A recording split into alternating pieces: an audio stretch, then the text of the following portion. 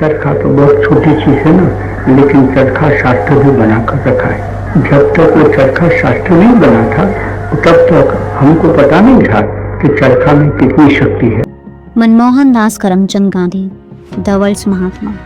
Simple life, simple cloth, simple food, yet is idea shook the strongest empire. उन्होंने दिखाया है कि true power बंदूक से नहीं बल्कि ट्रुथ, अहिंसा और सेल्फ रिलायंस से आती है। जैसे एक छोटा सा चरखा, सिंपल लकड़ी का एक बीन, पर गांधी जी के हाथ में आते ही ये बन गया रिवॉल्यूशन। ये सिर्फ धागा नहीं स्पिन करता था, ये स्पिन करता था सेल्फ रिस्पेक्ट, फ्रीडम और एक नई सोच।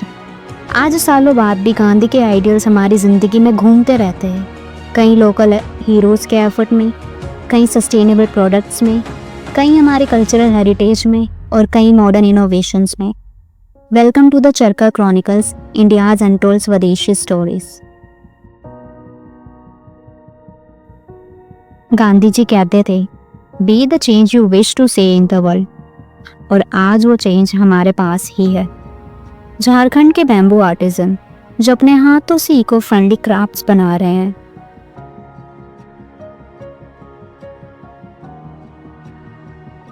राजस्थान की महिलाएं जो हैंड ब्लॉक पेंटिंग को फिर से एक दुनिया तक लेके जा रही हैं।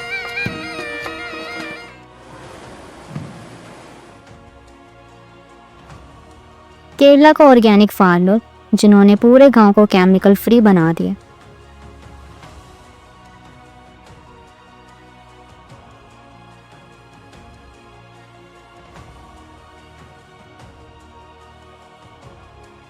ये लोग शायद टीवी पर नहीं दिखते, पर यही है देश के असली हीरो।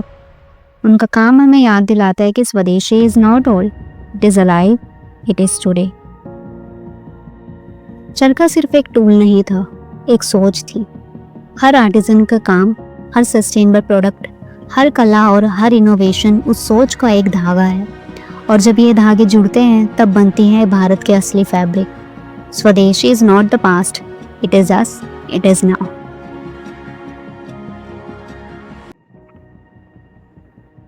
एक टाइम था जब खादी को सिर्फ गरीबों का कपड़ा कहा जाता था। हमारे गांधी जी के टाइम से चले आ रहे हैं जो देश को सपोर्ट करते हैं, ठीक है, तो देसी अपनाइए, स्वदेशी को त्याग दीजिए। आज वही खादी ग्लोबल रैंप पर शाइन कर रही है। ऑल ओवर इंडिया ये डील करते हैं, तो ये फैब्रिक यहाँ पे चला रहे हैं, स्वदेशी अपनाओ, विदेशी हटाओ। बैम्बू टूथब्रश, क्ले बोतल, जूट बैग, ये प्रोडक्ट सिर्फ चीज़ें नहीं है, एक स्टैंड है। Every product we choose, it's not just for use, it's a revolution in our own hands.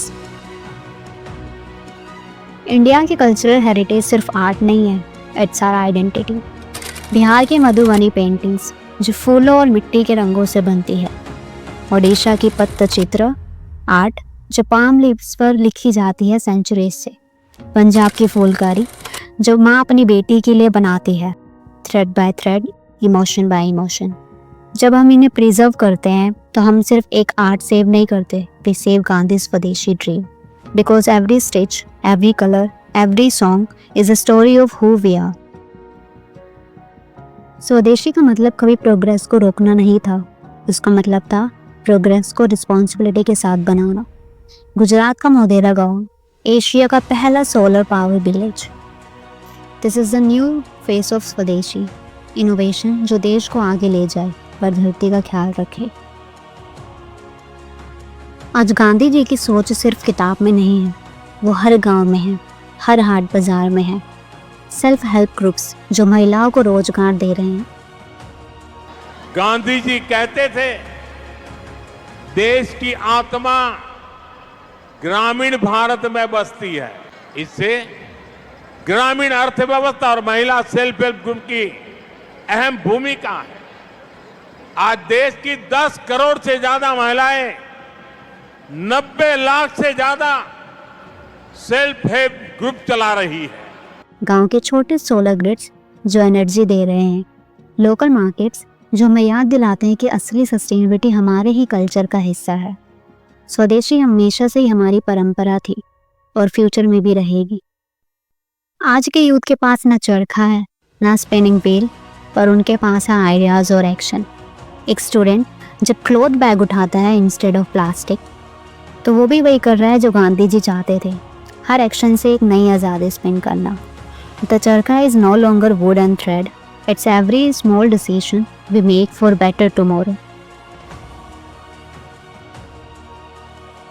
नहीं बना था तो तब तक हमको पता नहीं था कि चरखा में कितनी शक्ति है। आज तो मेरे जैसा आदमी तो कह लेता है कि चरखा में शक्ति इतनी बड़ी है कि हिंदुस्तान को तो आज़ादी दिला सकता है, और सारी दुनिया दे दे तो सारी दुनिया को आज़ादी दिला सकता है। क्या आज़ादी कि सारी दुनिया आज तो उसको थकान हो गया है कि अभी क्या करें हम, क्या एटम बम के मार्फत ही दुनिया को चलाएंगे, क्योंकि दुनिया चल तो नहीं सकती है। मेरी जो आदमी कहता है कि एटम बम को आपके पास कहाँ है, मेरे पास है, कौन सा? मैं कहता हूँ तो चरखा। वो कैसे बन सकता है? शास्त्र तो दो प्रकार के होते हैं, एक तो सात्विक कहो, धार्मिक कहो, दूसरा कहो कि राक्षसी कहो, अधर्म कहो। एटम बम में कौन सा धर्म हो सकता है? एटम बम में कहाँ ईश्वर पड़ा है?